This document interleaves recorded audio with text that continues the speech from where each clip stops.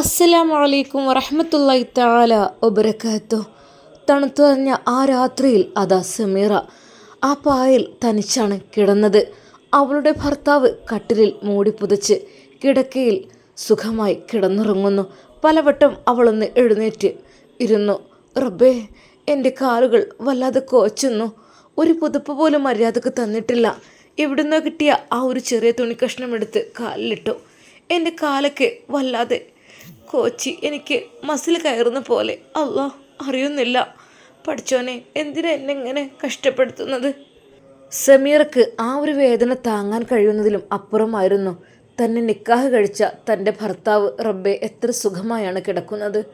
പക്ഷേ എനിക്ക് പോലും സ്ഥാനം തരുന്നില്ല. ആ ഒരു ബെഡിൽ ഒരു അരുവിൽ എനിക്ക് കിടന്നാൽ എന്ത് പറ്റാനാ? ഞാൻ തടിയേറിയതാണോ അവരുടെ വിഷയം? പഠിച്ചോനെ, എൻ്റെ ഉമ്മയും ഉപ്പയും ജീവിച്ചിരിപ്പുണ്ടെങ്കിൽ എനിക്ക് ഈ നിമിഷം എനിക്കെൻ്റെ വീട്ടിലേക്ക് പോകായിരുന്നു. ഒരിക്കൽ പോലും ഞാൻ ഇവിടെ നിൽക്കില്ലായിരുന്നു റബ്ബേ. എനിക്കറിയില്ല, പുറം ലോകമായിട്ട് ബന്ധമില്ല എനിക്ക്. വിവാഹം കഴിഞ്ഞ് കുറച്ച് ദിവസം കഴിഞ്ഞപ്പോൾ തന്നെ അവരൊക്കെ ഈ ലോകത്തോട് വിട പറഞ്ഞു പോയി. പിന്നെ ഇപ്പം എനിക്ക് ആരാ? ഞാൻ എൻ്റെ ആങ്ങളമാരുടെ അരികിലേക്ക് ചെല്ലുമ്പോഴും എവിടേക്കാ വലിഞ്ഞു കയറി വരുന്നത് എന്നുള്ള ആ ചോദ്യത്തിന് മുമ്പിൽ എനിക്ക് പിന്നീട് വീണ്ടും ഇവിടെ തന്നെ നിൽക്കേണ്ട അവസ്ഥയായി എന്ന് തന്നെ പറയാം. അതുകൊണ്ട് തന്നെ ആയിരിക്കും എപ്പോഴും ആട്ടും തുപ്പും എനിക്ക് ലഭിക്കുന്നത്. ചോദിക്കാനും പറയാനും ആരെങ്കിലും ഉണ്ടെങ്കിൽ, സ്വന്തം ഉമ്മയും പാപ്പയും ഉണ്ടായിരുന്നെങ്കിൽ ഒരു പക്ഷേ എന്നെ ഇവരിങ്ങനെ ഉപദ്രവിക്കില്ലായിരുന്നു. ഞാൻ എത്ര തന്നെ കേട്ടാലും ചീത്ത കേട്ടാലും ഇവിടെ തന്നെ പിടിച്ചു നിൽക്കും. പക്ഷേ എൻ്റെ ജീവിതത്തിൽ ഏറ്റവും വലിയ വില്ലനായി വന്നത് എനിക്ക് കുഞ്ഞുണ്ടാവില്ല എന്നുള്ള ആ ഒരു കാര്യമാണ്. അതുകൊണ്ട് തന്നെ അവർ നിരന്തരം എന്നെ പീഡിപ്പിച്ചു കൊണ്ടിരിക്കുന്നു. പല രീതിയിലുള്ള പേരുകളും വിളിക്കുന്നു. റബ്ബേ, ഞാൻ എന്ത് ചെയ്യുക? അവൾക്ക് ആ രാത്രി കണ്ണുനീർ നിൽക്കുന്നില്ലായിരുന്നു. എങ്ങനെയെങ്കിലും അവിടെ പോയിട്ട് ആ കാര്യമൊന്ന് റെഡിയാക്കണം പഠിച്ചോനെ, അല്ലാ. പക്ഷേ ഷെറീനത്ത പറഞ്ഞ ആ വാക്ക് ഞാൻ റഷീദിക്കയും അവിഹിതമാണ് എന്നുള്ള ആ രംഗം, റബ്ബേ, ഒരു കടുമണിയുടെ തൂക്കത്തിന് പോലും ഞാൻ എൻ്റെ ഭർത്താവിനെ അല്ലാതെ മറ്റൊരാളെ എൻ്റെ ഹൃദയത്തിലേക്ക് കയറ്റിയിട്ടില്ല. പഠിച്ചോനെ, ഒരിക്കൽ പോലും എൻ്റെ ഭർത്താവ് എന്നെ എത്ര ചീത്ത പറഞ്ഞാലും നാസർക്ക എനിക്ക് എൻ്റെ ജീവൻ തന്നെയാണ്.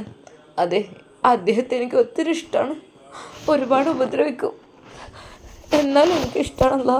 ഞാൻ എങ്ങനെ വെച്ചാൽ ജീവിച്ചോളാം അദ്ദേഹത്തിൻ്റെ കൂടെ. പഠിച്ചോനെ, അദ്ദേഹത്തിൻ്റെ മനസ്സൊന്ന് മാറിയിരുന്നെങ്കിൽ. അന്ന് രാത്രി ചെവി അടക്കി കിട്ടിയ ആ ഒരു തല്ലിൻ്റെ വേദന കൊണ്ട് റബ്ബേ, പൊട്ടിപ്പൊളിഞ്ഞു പോകുന്ന വേദനയാണ്. തലയും മുഖവും തൻ്റെ പെരടിയുമെല്ലാം ആകെ ചുവന്ന് തുടുത്തിരിക്കുന്നു. ആരോട് പറയാൻ, ആര് കേൾക്കാൻ? ആരുമില്ല. എനിക്ക് ആരുമില്ല അല്ലാ. എന്തിനാ അല്ലാ ആരുമില്ലാത്ത എന്നെ നീ ഇങ്ങനെ ഇവിടെ ഇടുന്നത്? എൻ്റെ ഉമ്മയും ഉപ്പയും ഉണ്ടല്ലോ. എൻ്റെ ഉമ്മയും ഉപ്പയൊരു പക്ഷേ ഇത് കണ്ടിരുന്നെങ്കിൽ എനിക്ക് സഹിക്കാൻ കഴിയുമോ? ഇല്ലല്ല, ഒരിക്കലുമില്ല. ഉമ്മാക്കും ഉപ്പാക്കും ഇതൊന്നും സഹിക്കാൻ കഴിയില്ല. എനിക്ക് നന്നായിട്ടറിയാം റബ്ബേ. ഓരൊപ്പം ആ പള്ളിക്കാട്ടിൽ പോയി കിടക്കുകയാണെങ്കിൽ കുറച്ചെങ്കിലും എനിക്ക് ആശ്വാസം കിട്ടിയിരുന്നു. കഴിയൂലല്ല, ഇനി നീ പരീക്ഷിക്കല്ല. മക്കളില്ലാത്തത് എൻ്റെ കുറ്റമല്ലല്ലോ അല്ല. ഞാൻ എന്ത് ചെയ്യാം? നീ തന്നെങ്കിലല്ലേ എനിക്ക് മക്കളുണ്ടാവുള്ളൂ. പഠിച്ചോനെ, ഞാൻ അങ്ങോട്ട് പോവാ. നാളെ മുതൽ ഞാൻ ഇവിടെ നിന്ന് ഇറങ്ങേണ്ടി വരും. ഞാൻ പറഞ്ഞു റബ്ബേ, എൻ്റെ ഭർത്താവിനോട് നിങ്ങളൊരു വിവാഹം കഴിച്ചോളി, പക്ഷെ എന്നെ തള്ളി പറഞ്ഞേക്കരുത്. മനസ്സറിഞ്ഞ് പറഞ്ഞു എന്നല്ല, മനസ്സിൽ വല്ലാതെ വേദന ഉണ്ട്. ഏതൊരു പെണ്ണും സഹിക്കാത്ത കാര്യമാണത്. കാരണം സ്വന്തം ഭർത്താവ് മറ്റൊരു പെണ്ണിനെ വിവാഹം കഴിക്കുന്നത്. പക്ഷേ അയാൾ പറഞ്ഞ വാക്ക് കലക്കുമ്പോൾ അവൾ കണ്ണീരോടെ തേങ്ങി. അവൾ ആ പായയിൽ എഴുന്നേറ്റിരുന്നു. റബ്ബേ, കഴിയുന്നില്ല. കാല് വല്ലാതെ കോറുന്നു റബ്ബേ, മസിൽ കയറുന്ന പോലെ. അവളുടെ കാലുകൾ പതുക്കെ ഒഴിഞ്ഞു. അല്ലാ, ഓ എൻ്റെ അമ്മ, എന്തൊരു വേദന. പഠിച്ചോനെ, ബെഡിൻ്റെ മുക്കാൽ ഭാഗവും ഒഴിഞ്ഞു കിടക്കുകയാണ്. ഇക്ക അരുവിലാണ് കിടക്കുന്നത്. പതുക്കെ അവൾ എഴുന്നേറ്റ്. എന്ത് വന്നാലും വേണ്ടിയില്ല, എൻ്റെ കെട്ടി ഭർത്താവല്ലേ, ഞാൻ അദ്ദേഹത്തിൻ്റെ കൂടെ തന്നെ കിടക്കട്ടെ. എൻ്റെ കാലുകൊണ്ട് എനിക്ക് തീരെ കഴിയണില്ലല്ല തണുപ്പ് സഹിക്കാൻ. അവൾ പതുക്കെ എഴുന്നേറ്റ് അതാ ആ ബെഡിലേക്ക് കയറി കിടക്കുകയാണ്. അല്ല പഠിച്ചോനെ, ഓ, ഉണരാൻ ഞാൻ മതിയായിരുന്നു. ബെഡിലേക്ക് കയറി കിടന്നപ്പോൾ അവൾക്ക് വല്ലാത്തൊരു ആശ്വാസം. അവൻ്റെ റബ്ബേ, എൻ്റെ കാല്, അവൻ്റെ ഉമ്മ. അവൾ പതുക്കെ ആ പുതപ്പ് വലിച്ച് അവളുടെ കാലിലിട്ടു. നല്ല സുഖമായൊരു ഉറക്ക്. റബ്ബേ റഹ്മാനെ, എന്തിനാ റബ്ബേ എന്നിങ്ങനെ ശിക്ഷിക്കുന്നത്? കുറച്ചു കഴിഞ്ഞപ്പോൾ അവൾ അഗാധമായ ആ ഉറക്കത്തിലേക്ക് അകപ്പെട്ടു. എന്നാൽ പെട്ടെന്ന് അതാ ഒരു ശക്തമായ ഒരു വേദനയോട് കൂടി താൻ നിലത്തേക്ക് പതിക്കുന്നതായിട്ടാണ് അവൾ സ്വപ്നം കാണുകയാണ്. അല്ലാ അമ്മ, അല്ലാ. എന്നാൽ ഭർത്താവ് അവൾ കട്ടിലിൽ കിടന്നതറിഞ്ഞ് അവൾ ശക്തമായി ചവിട്ടുകയായിരുന്നു. പഠിച്ചോനെ, നിങ്ങൾ എന്ത് ചെയ്യണത്? ആരാണ് നിന്നോട് കയറി കിടക്കാൻ പറഞ്ഞത്? നിന്നോട് ഞാൻ പറഞ്ഞില്ലേ നിലത്ത് പോയിട്ട് കിടന്നാൽ മതി. പിന്നെ എന്തിൻ്റെ പേരിലാണ് നീ ഇങ്ങോട്ട് കയറി കിടന്നത്? എനിക്ക് നിന്നെ ഇഷ്ടമുള്ള എനിക്കറിയില്ലേ? പിന്നെ എന്തിനാ നിൻ്റെ ഈ തടിയും കൊണ്ട് എൻ്റെ അടുത്തേക്ക് നീ വരുന്നത്? ഞാൻ അറിയായിട്ട് ചോദിക്കാണ്. നാളെ തന്നെ ഇവിടുന്ന് സ്ഥലം വിട്ടേക്കണം. എനിക്ക് ഒട്ടും ഇഷ്ടമല്ല നിന്നെ. എന്തിനാണ് ജീ ഇഷ്ടമില്ലാത്ത എൻ്റെ അടുത്തേക്ക് വീണ്ടും വീണ്ടും ഇത് വന്നിങ്ങനെ ചാരാൻ നിൽക്കണത്? അറിയാതെ ഉറക്കത്തിൽ തട്ടിപ്പോയതായിരിക്കും. തട്ടിപ്പോയത് എൻ്റെ തടി മേത്ത് തട്ടിയാൽ തന്നെ പിന്നെ ഒക്കെ നജസായ പോലെയാണ്. ഇല്ല, ഞാൻ പാവം. അവൾ താഴെ നിലത്ത് തന്നെ ഇരുന്നു.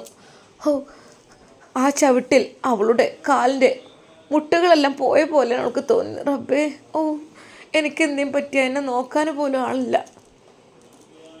അവൾ താഴെ നിലത്തെ പായിൽ തന്നെ വീണ്ടും കരഞ്ഞുകൊണ്ടിരുന്നു.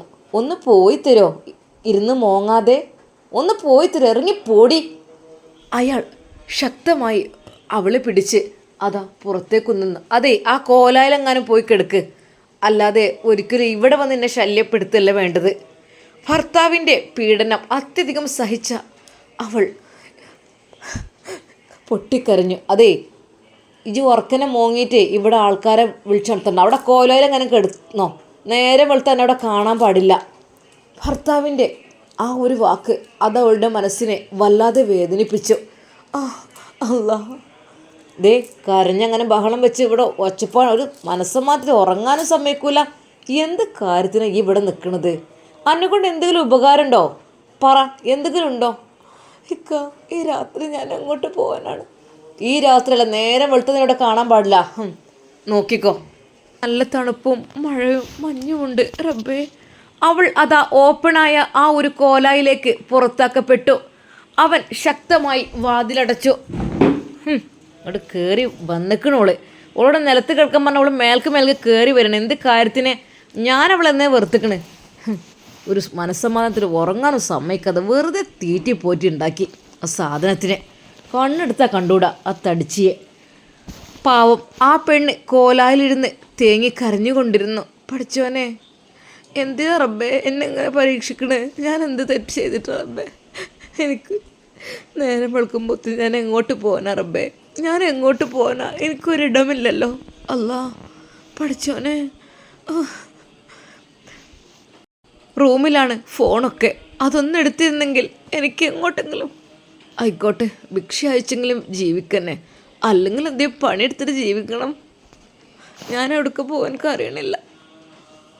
അവൾ വാതിലിൽ പതുക്കെ മുട്ടി വിളിച്ചു. ഇക്ക ഒന്ന് തുറക്കിക്ക വാതിൽ. എനിക്ക് പേടിയാണ് ഇവിടെ എനിക്ക് പേടിയാണ് ഇക്ക.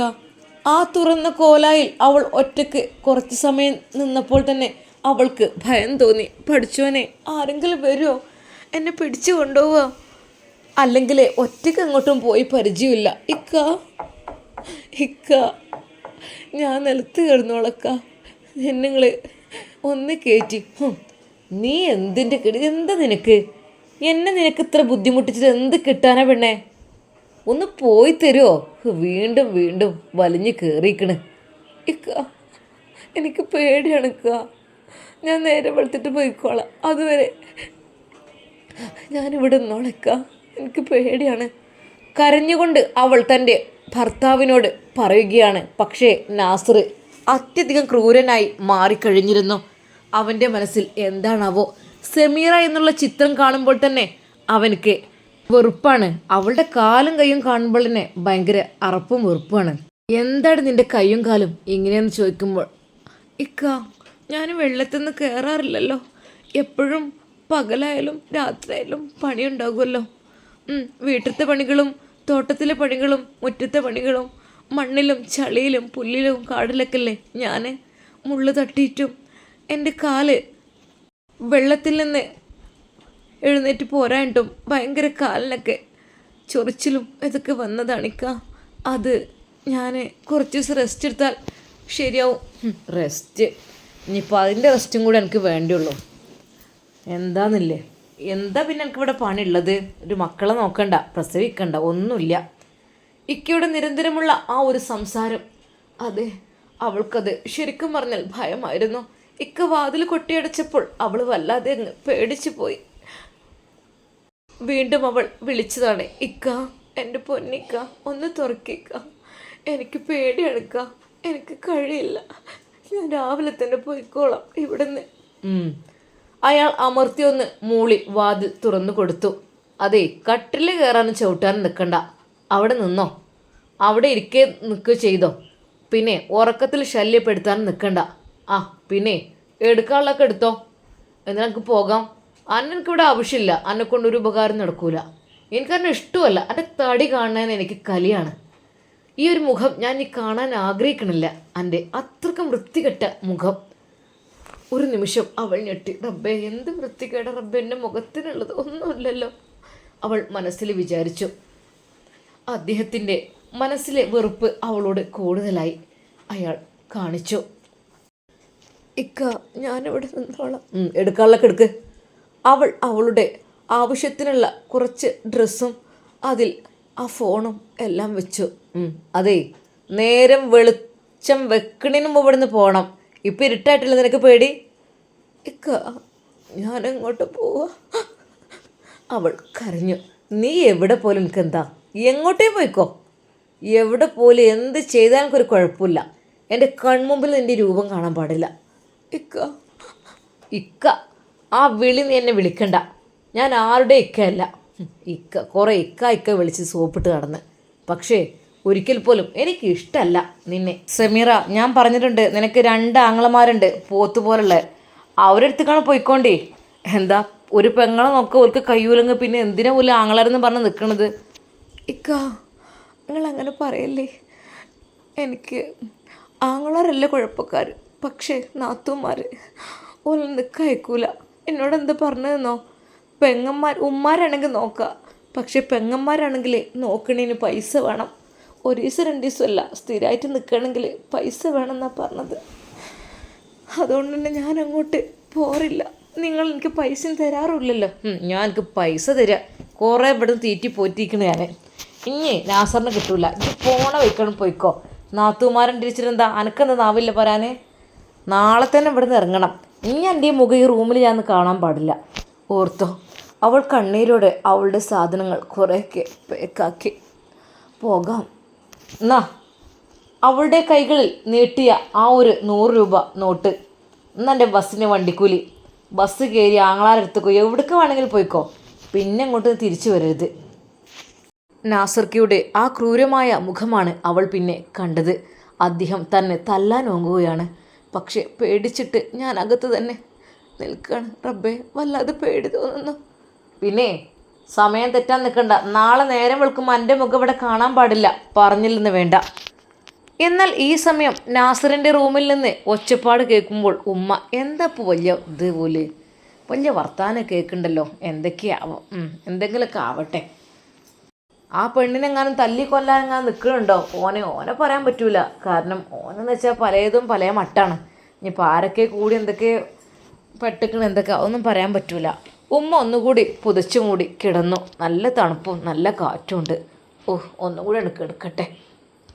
എന്നാലിപ്പോൾ ഷെറീനാൻ്റെ മാപ്പിള കാട്ടിരിപ്പാണി, വല്ലാത്ത മനസ്സൊക്കെ ഒരു ഇടങ്ങാറായി. റബ്ബേ, ഇങ്ങനെയൊക്കെ എത്ര എന്തൊക്കെ നടക്കണേ പെരൻ്റെ ഉള്ളിൽ. ഇത്രയും തടിയുള്ള ഓളം എങ്ങനെ ഓനക്ക് പറ്റിയത്? അതെനിക്ക് തീരെ ആലോചിക്കാൻ കഴിയാതെ. ഇത്രയും ഉരുണ്ടി മറിഞ്ഞ് കിടക്കണ ഓൾക്കാണല്ലോ ഓൻ വിളിച്ചണത്.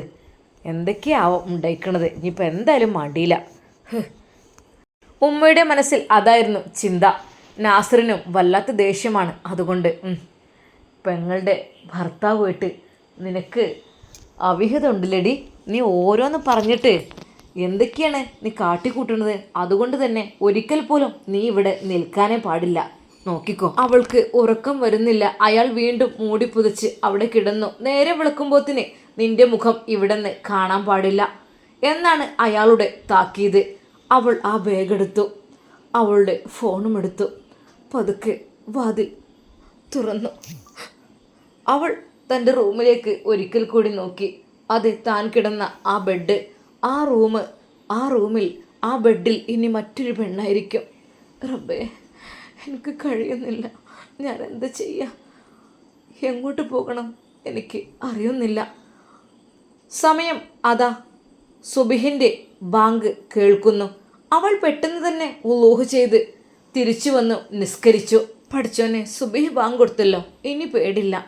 അവൾ അതാ ആ വീട്ടിൽ നിന്ന് ഇറങ്ങുന്നു അവളുടെ ബാഗുമായി.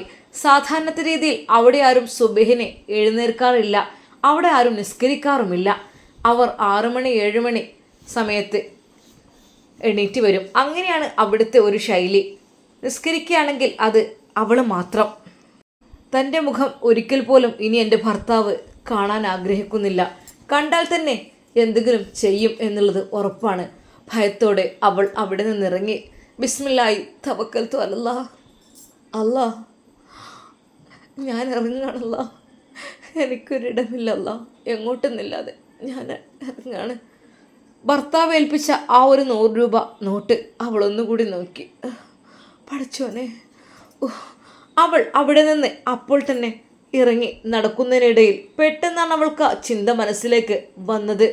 അല്ലാ, വാടകപ്പുരയുടെ തൊട്ടടുത്തായിട്ടുള്ള മഞ്ഞൾ കുഴിച്ചിട്ട ആ സ്ഥലത്ത് കൊട്ടക്കടയിലുള്ള ആ ഒരു സാധനം റഷീദൊക്കെ പറഞ്ഞ സാധനം ആണോന്ന് എനിക്ക് നോക്കണം.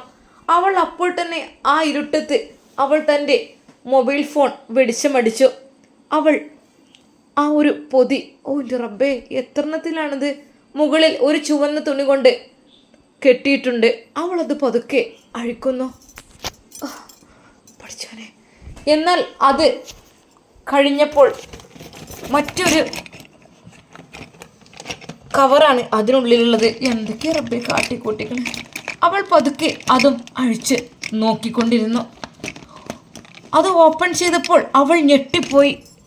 യാ അല്ലാ, പഠിച്ചോനെ, എന്താ ഇത് റബ്ബേ. അവൾക്ക് വിശ്വസിക്കാൻ കഴിഞ്ഞില്ല തൻ്റെ കണ്ണുകളെ. അതെ, റഷീദൊക്കെ പറഞ്ഞ ആ ഒരു കാര്യം, അതാ കട്ടിയും കനമുള്ള സ്വർണത്തിൻ്റെ തിടമ്പുകൾ, മാലകൾ, വളകൾ, ഉരുപ്പടികൾ, അങ്ങനെ പലതുമായിട്ട് വലിയൊരു ആ കവറ് നിറയെ അതാണല്ലോ. അവൾക്ക് കൈകാലുകൾ വിറച്ചു. പഠിച്ചോനെ, പെട്ടെന്ന് റഷീദക്കാക്ക് വിളിക്കണമെന്ന് തോന്നി. വേണ്ട വേണ്ട, അവൾ ശരീരത്തി ഉണ്ടാകും. എന്തൊക്കെ തന്നെയാലും അവർ പിടിക്കും എന്നുള്ള കാര്യം ഉറപ്പാണ്. ഞാൻ എന്താ റബ്ബേ ചെയ്യാ, എനിക്കറിയുന്നില്ല. എന്തൊക്കെ തന്നെയാലും അവൾ ആ കനമുള്ള കവറെടുത്തു അവൾ തൻ്റെ ബാഗിൻ്റെ ഇടയിലേക്ക് തിരുകി കയറ്റി. നല്ല ഭയമുണ്ട്. ചുറ്റുഭാഗത്തുമായി അവൾ നോക്കി. റബ്ബേ,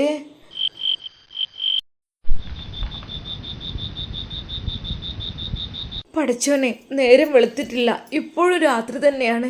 റഹ്മാനെ, പേടി തോന്നുന്നു. അവൾ ആ ബാഗ് പിടിച്ചപ്പോൾ നല്ല വെയിറ്റ് തോന്നി. റബ്ബേ, റഷീദക്കെ വിളിച്ച് ഞാനത് എങ്ങനെ അറിയിക്കും? എനിക്കറിയുന്നില്ല. ഞാൻ അങ്ങോട്ട് പോകുന്നത് ശരിയല്ല ഒരിക്കൽ പോലും. പലതും വേണ്ട, അദ്ദേഹത്തിന് വെറുതെ ചീത്തപ്പേര് കേൾപ്പിക്കേണ്ട. അവൾ പതുക്കെ അവിടെ നിന്ന് വീട് വിട്ടു പോവുകയാണ്. അവൾ കുഴിച്ചിട്ടുണ്ടാക്കിയ ആ മനോഹരമായ ചെടികൾ, അതിലെ പൂക്കൾ, അതെല്ലാം അവളെ നോക്കി കരയുന്നുണ്ടോ അറിയില്ല.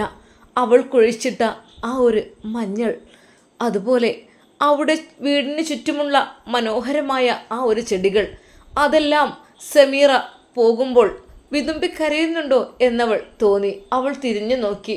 ഇരുട്ടിൽ തന്നെ മാത്രം നോക്കിക്കൊണ്ട് അവർ നിൽക്കുന്നതായിട്ട് അവൾക്ക് തോന്നി. അല്ലാ, പഠിച്ചോനെ, പോകാൻ പോരുന്നില്ല. എങ്ങോട്ടാ പോകണം എനിക്കറിയില്ലല്ല. എങ്ങനെയെങ്കിലും റഷീദക്ക് സ്വർണ്ണം ഏൽപ്പിക്കണം. അതെന്തൊക്കെ തന്നെയാലും വേണ്ടില്ല. അതിനു മുമ്പായിട്ട് എനിക്കൊരു ഇടം വേണമല്ലോ. എനിക്കറിയുന്നില്ലല്ലോ ഞാൻ അങ്ങോട്ട് പോവാ. അവൾ പതുക്കെ പതുക്കെ അവിടെ നടന്നു. തിരിഞ്ഞു നോക്കിക്കൊണ്ട് അതെ, താൻ കയറി വന്ന ആ ഒരു വീട്, മണവാട്ടിയായി കയറി വന്ന ആ ഒരു വീട് വിട്ടു പോകുമ്പോൾ അവൾ വിതുമ്പുന്നുണ്ടായിരുന്നു. ഇത്രയും കാലം 5 വർഷത്തോളം അടിച്ചു വാരി തുടച്ച് വൃത്തിയാക്കി എല്ലാ ജോലികളും ചെയ്ത് വൃത്തിയായ ഒരു വീട്. അതെ, എൻ്റെ കൈകൾ ഒരുപാട് സ്പർശനമേറ്റിട്ടുണ്ട്. അതുകൊണ്ട് തന്നെ ആ കൊച്ചു വീടും അവളെ നോക്കി കരയുന്നതായിട്ട് അവൾക്ക് തോന്നി. തിരിഞ്ഞു നോക്കിക്കൊണ്ടേ അവൾ പോകുന്നു. ഭയമുണ്ട്. പടച്ചോനെ, ഈ ഒരു എൻ്റെ ബാഗിനുള്ളിൽ നിറയെ ആ കാര്യത്തിൽ നല്ല ടെൻഷനുണ്ടല്ലോ. ഒരിക്കൽ പോലും എനിക്കൊന്നും വേണ്ട, ഞാൻ ഒന്നും എടുക്കൂല. ഇതുവരെയായിട്ട് ഒരു തരി പൊന്നു പോലും ഞാൻ എടുത്തിട്ടില്ലല്ലോ. ആരുടേതും ഒരു പൈസ പോലും ഞാൻ എടുത്തിട്ടില്ല. ഒന്നും ഞാൻ എടുത്തിട്ടില്ല. റബ്ബേ വേണ്ട, അള്ള നൽകുന്ന എനിക്ക് മതി. അവൾ അതാ വിദൂരയിലേക്ക് പോയിക്കൊണ്ടേയിരിക്കുന്നു. കുറച്ച് നടന്നു കഴിഞ്ഞാലാണ് ഓട്ടോയോ ബസ്സോ കിട്ടുക. അതുവരെ നടക്കണം. സമീറ അതുവഴി നടക്കുമ്പോൾ തിരിച്ച് ഒരാൾ ഇങ്ങോട്ട് വരുന്നു. ഒരു സ്ത്രീ തനിച്ച് അതുവഴി വരുന്നത് കണ്ടപ്പോൾ അദ്ദേഹം ചോദിക്കുകയാണ്, അല്ല, ഈ സമയത്ത് കുട്ടി ഒറ്റയ്ക്ക് എങ്ങോട്ടാ? ശരിക്കും അവളൊന്ന് ഞെട്ടിപ്പോയി. അത് ഞാൻ അല്ല, പറഞ്ഞോളൂ, ഞാൻ വേണമെങ്കിൽ ഹെൽപ്പ് ചെയ്യാം. നിങ്ങൾ? ഞാൻ ഈ പള്ളിയിൽ ഉസ്താദാണ്. ഞാൻ പുതുതായിട്ട് ജോയിൻ ചെയ്തതാണ്. അല്ല, ഈ സമയത്ത് നിങ്ങൾ അല്ല, ഈ ടൈമിൽ അതല്ല, ഒന്നുകൊണ്ടും അല്ല കേട്ടോ. ഈ ഒരു കാലം വിശ്വസിക്കാൻ പറ്റാത്തതാണല്ലോ. അതുകൊണ്ടാണ് ഞാൻ പറഞ്ഞത്. നിങ്ങൾ എങ്ങോട്ടാണ് പോകുന്നത്? നിങ്ങളുടെ വീട് എവിടെയാണ്? എൻ്റെ വീട് അവിടെയാണ്. ഞാനൊരു സ്ഥലം വരെ പോവുകയാണ്. ഓ അങ്ങനെ, എന്നാൽ കുഴപ്പമില്ല. പോയിക്കോളൂ. അതെ, പഴയ ഉസ്താദ് പോയപ്പോൾ ഞാൻ പുതിയത് ജോയിൻ ആയതാണ്. അപ്പോൾ ഞാൻ നിസ്കാരം കഴിഞ്ഞ് നടക്കാൻ ഇറങ്ങിയതാണ്. ഒറ്റയ്ക്ക് കണ്ടപ്പോൾ ഒന്ന് ചോദിച്ചൊന്ന് മാത്രം കേട്ടോ. വേറെ കുഴപ്പമൊന്നുമില്ല. ഓക്കെ. അതും പറഞ്ഞുകൊണ്ട് ഉസ്താദ് നടത്തം തുടങ്ങി. അവൾക്ക് ഒരു ആശ്വാസം തോന്നി. റബ്ബേ അല്ലാ, ഒരാളെങ്കിലും ഒരു സ്നേഹത്താലെയുള്ള വാക്ക് ചോദിച്ച ഒരാളെങ്കിലും റഹ്മാനെ എനിക്ക് കിട്ടിയല്ലോ. പടച്ചോനെ, നീയാണ് ബിസ്മില്ലാ തവക്കൽത്തു അലല്ലാ എന്ന് പറഞ്ഞിട്ടല്ലേ ഞാൻ നടന്നത്. അല്ലാ, നിൻ്റെ കാവലുണ്ടാവുമെന്ന് എനിക്ക് നന്നായിട്ട് അറിയാം.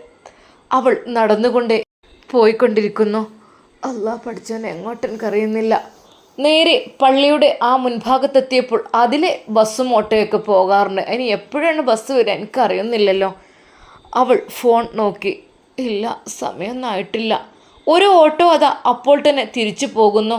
ഓ, അതിൽ നിറയെ ആളുകൾ, പണിക്കാരോ എന്താ തോന്നുന്നു. നേരം വെളിച്ചം വെച്ചിട്ടേ ഉള്ളൂ, അപ്പോഴേക്കും പോകുകയാണ്. റബ്ബേ, എനിക്ക് പോകാൻ ഇടമില്ല. എൻ്റെ ആങ്ങളുടെ അടുത്തേക്ക് പോയാൽ ആങ്ങളാർ പക്ഷെ സ്വീകരിക്കും. പക്ഷേ നാത്തൂമാർ പറയും, ഇന്നിവിടെ നിന്നോ, നാളെ മുതൽ നിനക്ക് ചിലവിനുള്ള ക്യാഷ് തരണം. റബ്ബേ, ഞാൻ എങ്ങനെ കൊടുക്കാനാ? എൻ്റെ കഴുത്തിലാണെങ്കിൽ ഒരു തരി പൊന്നുള്ള അതുവരെ ഫുള്ള് അവർ ഊരിയെടുത്തിട്ടുള്ളു. അത്യാവശ്യം എൻ്റെ ഉമ്മയപ്പൊക്കെ തന്നിരുന്നു, അതൊക്കെ അവരെടുത്തു. ഒന്നും ബാക്കിയില്ലല്ല. ആങ്ങളുടെ അരികിലേക്ക് പോകണോ വേണ്ടേന്ന് അവൾ ആലോചിക്കുന്നു. അതിന് പുറകിലായിക്കൊണ്ട് അതാ ഒരു കാറ് പോകുന്നു. അവൾ അതിന് കൈ നീട്ടണോ? വേണ്ട, അത് വേണ്ട, അവൾ മനസ്സുകൊണ്ട് വിചാരിച്ചു. എന്നാൽ അതാ നടത്തം കഴിഞ്ഞ് ഉസ്താദ് അതുവഴി വരുന്നു. അതെ, നിങ്ങൾ എങ്ങോട്ട് പോകുന്നത്? നിങ്ങൾക്ക് വണ്ടിയൊന്നും കിട്ടില്ല ഇതുവരെയായിട്ട്? അതിനവൾക്ക് ഉത്തരമുണ്ടായിരുന്നില്ല. നിങ്ങൾ എന്തെങ്കിലും ഹെൽപ്പ് വേണോ? എൻ്റെ ഫ്രണ്ട്സുകളൊക്കെ വേണമെങ്കിൽ വണ്ടിയൊക്കെ ഉള്ളവരൊക്കെ ഉണ്ടാവും. വേണോ? വിളിക്കണോ? വേണ്ട. പിന്നെ നിങ്ങൾ ബസ്സിനാണോ കാത്തു നിൽക്കുന്നത്? ബസ്സിന് ഇപ്പോഴൊന്നും ഇല്ലല്ലോ. അതൊരു ടൈമിനല്ലേ ഈ ഭാഗത്തേക്കുള്ളൂ. അത് ഇപ്പോഴൊന്നും ഇല്ല. ഇനിയിപ്പോൾ ബസ് വരികയാണെങ്കിൽ തന്നെ 8 മണിക്കാണ് ഇവിടുന്ന് ഫസ്റ്റ് ബസ്സെന്ന് തോന്നുന്നു. അതിനു മുമ്പ് ഉള്ളതായിട്ട് അറിയുന്നില്ല. പിന്നെ ഓട്ടോ ഒക്കെ വിളിച്ചുകൊണ്ടാണ് ആളുകൾ പോകുന്നത്. ഉസ്താദിൻ്റെ ആ ഒരു വാക്കുകൾ കേട്ടപ്പോൾ അവൾക്ക് മനസ്സിനൊരു സമാധാനം തോന്നി. കുറേ സമയം അവിടെ ബസ്സിന് കാത്തു നിൽക്കുന്ന അവളെ കണ്ടപ്പോൾ ഉസ്താദ് ചോദിച്ചു, നിങ്ങളുടെ കൂടെ ആരുള്ളത്? നിങ്ങളുടെ കൂടെ മക്കളോ ഭർത്താവോ ആരെങ്കിലും? അവൾ ഇല്ലെന്ന് തലയാട്ടി. സത്യം പറഞ്ഞാൽ ഉസ്താദിന് അത് വല്ലാത്തൊരു വേദനയായിട്ട് തോന്നി. എന്നാൽ ഞാൻ ഓട്ടോ പിടിച്ചു തരാം, വേണോ? വേണ്ട, ബസ് വന്നിട്ട് ഞാൻ പോയിക്കോളാം. അവൾ അവിടെ തന്നെ നിന്നു. കാരണം ഓട്ടോക്ക് കൊടുക്കാൻ ഒരിക്കൽ പോലും അവളുടെ കയ്യിൽ പൈസയില്ല. വെറും 100 രൂപ മാത്രമാണ് ഭർത്താവ് നൽകിയിട്ടുള്ളത്. നേരം വെളുത്ത് കഴിയുമ്പോഴേക്കും നീ ഇവിടുന്ന് രക്ഷപ്പെട്ടില്ലെങ്കിൽ, അല്ലെങ്കിൽ ഈ ഇവിടുന്ന് പോയിട്ടില്ല എന്നുണ്ടെങ്കിൽ നിന്റെ മുഖം പോലെ എനിക്ക് കാണണ്ട എന്ന് പറഞ്ഞതാണ് അദ്ദേഹം. അതുകൊണ്ട് തന്നെ ഇനി ഒരിക്കൽ പോലും അദ്ദേഹത്തിൻ്റെ മുഖം കാണാൻ എനിക്ക് ഇഷ്ടമല്ല. സമയം 7 മണിയായി തുടങ്ങി. ഉസ്താദിന് ഒരു അനുകമ്പ തോന്നി ആ സ്ത്രീയോട്. തൻ്റെ കൂട്ടുകാരനോട് പറഞ്ഞു, എടാ ഒരുപാട് സമയമല്ലോ അവിടെ സ്ത്രീ വന്ന് നിൽക്കുന്നു, അത് അതിന് ആരും ഇല്ലെന്ന് തോന്നുന്നു അല്ലേ. തൻ്റെ കൂട്ടുകാരനോട് ആ ഒരു കാര്യം പറഞ്ഞപ്പോൾ അദ്ദേഹം വന്നു അങ്ങോട്ട്. ആ അത് ശരി, ഓക്കെ ഓക്കെ, അവരെ കണ്ടിട്ടുണ്ട്, ഇവിടെ അടുത്തുള്ളതാണെന്ന് തോന്നുന്നു. അതല്ലടാ, എന്ത് കരഞ്ഞുകൊണ്ടാണ് നിൽക്കുന്നത്? പിന്നെ ഒരുപാട് സുബഹിൻ്റെ സമയത്ത് വന്നതുമാണ്, ഞാൻ നടക്കാൻ ഇറങ്ങിയപ്പോഴേ ഞാൻ കണ്ടു. ഇപ്പോൾ ഇത്ര ടൈമായപ്പോഴോ. പാവം, എന്താണാവല്ലേ പ്രശ്നം, ഒന്ന് ചോദിച്ചു നോക്ക്. അങ്ങനെ അയാൾ അവരുടെ അരികിലെത്തി. അതെ ഇത്ത, എന്ത് നിങ്ങളുടെ പ്രശ്നം? നിങ്ങളെന്തിങ്ങനെ കരഞ്ഞുകൊണ്ടിരിക്കണത്? ഒന്നുമില്ല, അല്ല നിങ്ങൾക്ക് അങ്ങോട്ട് പോകണില്ല, ഞങ്ങൾ ഓട്ടോ വേണമെങ്കിൽ വിളിച്ചു തരാം കേട്ടോ. ഞങ്ങളൊക്കെ നിങ്ങൾ ആങ്ങളാരെ പോലെ കരുതിയാൽ മതി. എന്തെങ്കിലും ഹെൽപ്പ് വേണമെങ്കിൽ നിങ്ങൾ പറഞ്ഞോളൂ. അത് ക്യാഷിന് എന്തെങ്കിലും ആവശ്യമുണ്ടോ? അവരുടെ ആ ഒരു വാക്കുകൾ കേട്ടപ്പോൾ സത്യം പറഞ്ഞാൽ അവളുടെ മനസ്സിൽ അള്ളാഹുവിനെ ഓർമ്മ വന്നു. അള്ളാഹ്, നീയുണ്ട് എനിക്ക് എല്ലാത്തിനും എൻ്റെ കൂടെ, നീയുണ്ടല്ല. അവൾക്ക് ഭയമുണ്ടായിരുന്നു, പഠിച്ചോനെ ഇതൊന്ന് ആരുടെയെങ്കിലും കൈകളിൽ ഇതൊന്ന് ഏൽപ്പിച്ചിരുന്നെങ്കിൽ എന്ന് വിചാരിച്ച്. പക്ഷെ ആരോടും പറയാൻ വയ്യല്ലോ ഈ ഒരു കാര്യം. അവൾ അത് തൻ്റെ ബാഗിൽ ചുമന്നുകൊണ്ടാണ് നിൽക്കുന്നത്. എങ്ങനെയെങ്കിലും റഷീദൊക്കെ വിളിക്കാൻ വിചാരിച്ചാൽ നടക്കൂല. ഷെറീനത്തെ കൂടെ ഉണ്ടാവും, പിന്നെ അത് കേൾക്കേണ്ടി വരും. തലേ ദിവസം കിട്ടിയ ആ ഒരു മുഖത്തെ അടിയുടെ പാടുകൾ അതാകെ ചുവന്നു തുടിച്ചിരിക്കുന്നു. എന്നാൽ ആ ഉസ്താദിൻ്റെ കൂടെയുള്ള അദ്ദേഹം ആ സ്ത്രീക്ക് എന്തൊക്കെ ഉപദ്രവേറ്റ പോലെ ഉണ്ടല്ലോ. നന്നായിട്ട് ആ സ്ത്രീക്ക് ബുദ്ധിമുട്ട് വന്നിട്ടുണ്ടല്ലോ. അവരുടെ മുഖത്തൊക്കെ ഉസ്താദ് ശ്രദ്ധിച്ചോ? ഞാൻ ഒന്നും നോക്കിയില്ല. എന്താന്നാവല്ലേ, എന്തായാലും ഒരുപാട് ടൈമായി. 8 മണിയായിട്ടും ബസ് വന്നില്ല. പെട്ടെന്ന് അവർ പറഞ്ഞു, ആ ബസ്സിന്ന് ലീവാണെന്ന് തോന്നുന്നു, എന്തോ അറിയില്ല, അത് വല്ലപ്പോഴൊക്കെ പ്രതീക്ഷിച്ചാൽ മതി. അങ്ങനെയൊക്കെയാണ്. അല്ല, ഈ നാട്ടിൽ നിന്ന് എങ്ങനെയെങ്കിലും രക്ഷപ്പെടണമല്ലോ. ഒരു നിമിഷം അവൾ വിചാരിച്ചു, ഓട്ടോ വിളിച്ചങ്ങോട്ട് പോയാലോ? പൈസ ഇല്ല, 100 രൂപ കൊണ്ടൊന്നും എങ്ങോട്ടും എത്തൂല. ഒരു നിമിഷം അവൾ ആലോചിച്ചു, പഠിച്ചോനെ ഈ സ്വർണം ഞാൻ ആരുടെ കൈകളിൽ ഏൽപ്പിക്കണം? അത് കഴിഞ്ഞിട്ട് ഞാൻ എൻ്റെ വഴിക്ക് പോയിക്കോളാം. ഇതൊന്ന് സുരക്ഷിതമായൊരു സ്ഥലത്ത് ഏൽപ്പിച്ചു കഴിഞ്ഞാൽ എനിക്ക് സമാധാനമായി. ഉസ്താദിൻ്റെ കൂട്ടുകാരന് കാറുണ്ടായിരുന്നു. ഉസ്താദിൻ്റെ കൂട്ടുകാരൻ പറഞ്ഞു, അതെ ഇത്ത, ഞാൻ വേണമെങ്കിൽ ബസ്സിൻ്റെ അവിടെ വരെ ടൗണിലേക്ക് ആക്കിത്തരണോ? ഇവിടുന്ന് നേരിട്ടുള്ള ബസ്സില്ലെന്ന് തോന്നുന്നു. ആക്കിത്തരണമെങ്കിൽ അവൾക്ക് ഭയമായി. ഇനിയിപ്പോൾ അതിൻ്റെ പേരിൽ പ്രശ്നമാവുമോ എന്ന് കരുതിയിട്ട്, അത് വേണ്ടട്ടോ, അതിപ്പോൾ എനിക്ക് സത്യം പറഞ്ഞാൽ ഉസ്താദിന് ആ ഒരു വാക്ക് കേട്ടപ്പോൾ അത് വല്ലാത്തൊരു ടെൻഷനായി തോന്നി. റബ്ബേ, ദീനിയായി ജീവിക്കുന്നൊരു പെൺകുട്ടിയാണെന്ന് കണ്ടാൽ അറിയാം. കാരണം അല്ലെങ്കിൽ ആരെങ്കിലും കാറിൽ കയറാമെന്നൊക്കെ പറയുമ്പോഴേ വേഗം കയറും. പക്ഷേ അവൾ ഭയം കൊണ്ട് അതിൽ കയറുന്നില്ല. എന്തൊക്കെ തന്നെയായാലും പഠിച്ചവനെ, ലക്ഷ്യസ്ഥാനത്ത് അവർ നീ എത്തിക്കേ. റഷീദിക്കയുടെ അരികിലെത്തിക്കാനാണ് ഏറ്റവും എനിക്ക് ആഗ്രഹം. അല്ലാ, പക്ഷേ ഇനിയിപ്പോൾ എന്ത് ചെയ്യും? ഷമ്മാസിൻ്റെ ഉമ്മയുടേതാണ്. അതിനിപ്പോൾ വീട്ടിലേക്ക് എനിക്കറിയുന്നില്ല, ഉമ്മയുടെ കൈകളിൽ ഏൽപ്പിക്കേ എനിക്കറിയുന്നില്ലല്ല. ഞാൻ എന്ത് ചെയ്യും? എനിക്കൊന്നും അറിയുന്നില്ല റബ്ബേ. ഇനി ആ ഷമ്മാസിൻ്റെ മൊബൈൽ ഷോപ്പുകൾ അതിൽ ഏൽപ്പിച്ചാലോ? എന്തായിരിക്കും സ്ഥിതി? എനിക്കറിയുന്നില്ല. അങ്ങനെ അവൾ അവിടെ നിന്ന് പരുങ്ങുകയാണ്. എന്നാൽ വീണ്ടും അവർ ചോദിക്കുന്നു, അതെ ഇത്ത, നിങ്ങൾ ഓട്ടോ വിളിക്കണ്ടെന്ന് പറഞ്ഞു, ബസ്സില്ലാന്ന് പറഞ്ഞു, കാറിൽ കയറുന്നില്ല. നിങ്ങൾക്ക് എന്തെങ്കിലും ചായ വെള്ളം എന്തെങ്കിലും വേണമെങ്കിൽ നിങ്ങൾ തല കറങ്ങി വീഴും. ഇപ്പോൾ വെയിൽ തുടങ്ങി. അപ്പോൾ തന്നെ അദ്ദേഹം ഹോട്ടലിൽ നിന്ന് ഒരു ചായയും വടയും കൊണ്ടുവന്ന് കൊടുക്കുന്നു. ഇത് കുടിച്ചോളി, നിങ്ങൾ വല്ലാണ്ട് വേർക്കുന്നുണ്ട്, എന്തൊക്കെയോ ആവുന്നുണ്ട്, പ്രഷർ കുറഞ്ഞൊക്കെ ചെയ്താൽ ബുദ്ധിമുട്ടായിരിക്കും. അത് കിട്ടിയപ്പോൾ അതവൾക്ക് വല്ലാത്തൊരു സന്തോഷമായി. അവൾ അത് നല്ല ചൂടോടെയുള്ള ആ ഒരു ചായയും വടയും അതിലൊരു പഴംപൊരിയും ഉണ്ടായിരുന്നു. അത് കഴിച്ചു. അൽഹംദുലില്ലാ, ജസാക്കല്ലാഹു ഖൈറ, ആമീൻ. ഇത്ത, നമ്മളെ പെങ്ങൾ പോലെ കരുതിയിട്ടാണ്. നിങ്ങൾ നിൽക്കുന്ന കണ്ട് വിഷമമായിട്ടാണ്. നിങ്ങൾ എങ്ങോട്ട് വേണമെങ്കിൽ നിങ്ങൾ വിചാരിക്കുന്ന സ്ഥലം എന്ന് വെച്ചാൽ ഞാൻ ആക്കിത്തരാം. അവൾ ഒരു നിമിഷം ഭയന്നു. പഠിച്ചോനെ, എവിടേക്കും പോകുന്നത് ശരിയല്ലല്ലോ. ഞാൻ ആങ്ങളുടെ അരികിലേക്ക് പോയാലോ? ഇനിയിപ്പോൾ കാറിൽ നിന്ന് ഇറങ്ങുന്നത് കണ്ടാൽ അതും വലിയ പ്രശ്നമായി തീരും. ഞാനിപ്പോൾ എന്താ ചെയ്യുക? അവൾ ഒരു നിമിഷം പരുങ്ങി. അവൾ എങ്ങോട്ടായിരിക്കും പോവുക? എങ്ങോട്ട് പോകുന്നതാണ് നല്ലത്? എന്താണ് എൻ്റെ പ്രിയപ്പെട്ട കൂട്ടുകാരുടെ അഭിപ്രായം? നിങ്ങൾ കമൻ്റായിട്ട് രേഖപ്പെടുത്തുക. ഇൻഷാ അല്ലാ നമുക്കിതിൻ്റെ ബാക്കി ഭാഗം നാളെ കാണാം. അതുവരേക്കും എല്ലാവർക്കും അസ്സലാമു അലൈക്കും വറഹ്മത്തുള്ളാഹി തആല വബറകാതുഹു.